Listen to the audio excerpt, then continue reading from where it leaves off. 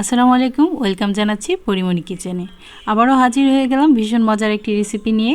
আজকে আমি আপনাদের সাথে শেয়ার করব চালতার টকঝাল মিষ্টি আচার। এই আচারটি তৈরি করতে কিন্তু খুব বেশি উপকরণের প্রয়োজন হয় না, তবে এই আচারের টেস্টটা কিন্তু অসাধারণ। তাহলে চলুন আর কথা না বাড়িয়ে দেখে নিই কীভাবে আমরা এই আচারটি তৈরি করব। চালতার আচার তৈরি করার জন্য আমি এখানে একটি চালতা নিয়ে নিয়েছি, আর চালতাটাকে আমি এখন কেটে দেখিয়ে দেব কিভাবে আসলে চালতাটা কাটতে হয়, কারণ অনেক আপুরাই জানেন না চালতাটা কিভাবে কাটতে হয়, সেজন্য আমি চালতাটাকে একটু কেটে দেখিয়ে দিচ্ছি। চালতাটাকে আমি মাঝ বরাবর কেটে নিয়েছি। এখন মাঝখানে টুকরো করে এর ভেতরের যে আটিটা রয়েছে সেটা ফেলে দিয়ে আমি এখন চালতাগুলোকে স্লাইস করে কেটে নেব।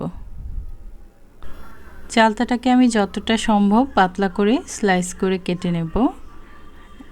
এখন আমি কাছ থেকে দেখিয়ে দিচ্ছি ঠিক কতটা পাতলা করে আমি চালতাটাকে কেটে নিয়েছি। একইভাবে আমি পুরো চালতাটাকে কেটে নিয়েছি।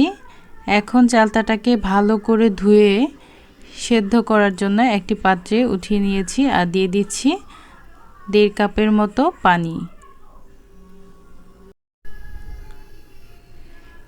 দিচ্ছি স্বাদ মতো লবণ আর দিয়ে দিচ্ছি 1/2 চা চামচ হলুদ গুঁড়ো। এখন নেড়েচেড়ে সবগুলো উপকরণকে একটু ভালো করে মিশিয়ে নিচ্ছি। মিশিয়ে নেওয়া হয়ে গেলে ঢাকনা দিয়ে ঢেকে এই চালতাটাকে আমি সেদ্ধ করব 8 থেকে 10 মিনিটের মতো। ফিরে আসছি 10 মিনিট পর।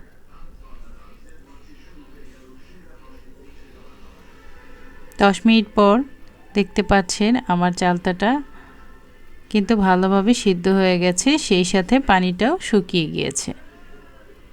আমি একটু চাপ দিয়ে দেখিয়ে দিচ্ছি চালতাটা কীরকম সিদ্ধ হয়েছে।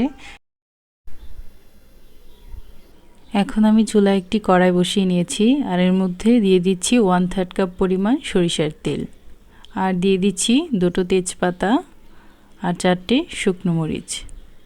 এখন আমি এগুলোকে নেড়েচেড়ে একটু ভেজে নেব। কিছুটা ভেজে নেওয়া হয়ে গেলে এর মধ্যে আমি দিয়ে দিচ্ছি 1 চা চামচ পরিমাণ গোটা 5 ফোড়ন। এই উপকরণগুলোকে আরও কিছুক্ষণ নেড়েচেড়ে ভেজে নিয়ে আমি এর মধ্যে দিয়ে দিচ্ছি আগে থেকে সেদ্ধ করে রাখা সেই চালতাগুলোকে কিছুক্ষণ নেড়েচেড়ে ভেজে নিতে হবে।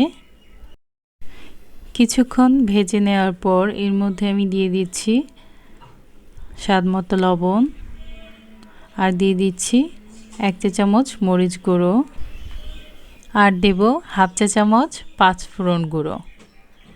এখন সবগুলো উপকরণকে আবারও নেড়েচেড়ে ভালো করে মিশিয়ে নিতে হবে। মশলাগুলোকে কিছুক্ষণ ভালো করে নেড়েচেড়ে মিশিয়ে নেব। যখন মশলাটা ভালো করে মিশিয়ে নেওয়া হয়ে যাবে তখন এর মধ্যে দিয়ে দিচ্ছি 1/2 কাপ পরিমাণ চিনি।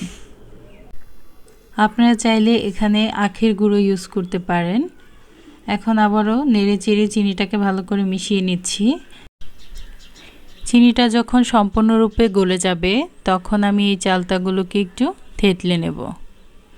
যেহেতু আমি চালতাগুলোকে পাতলা স্লাইস করে কেটে নিয়েছি, আপনারা চাইলে এই কাজটি নাও করতে পারেন, তবে করলে ভালো। এতে আচারের টেস্টটা কিন্তু অনেক গুণ বেড়ে যায়। মশলাগুলো খুব ভালো করে চালতার ভেতরে প্রবেশ করতে পারে, যার কারণে আচারটা খেতে অনেক বেশি টেস্টি হয়। এখন এভাবেই কয়েক মিনিটের জন্য আমি চালতাটাকে নাড়তে থাকবো।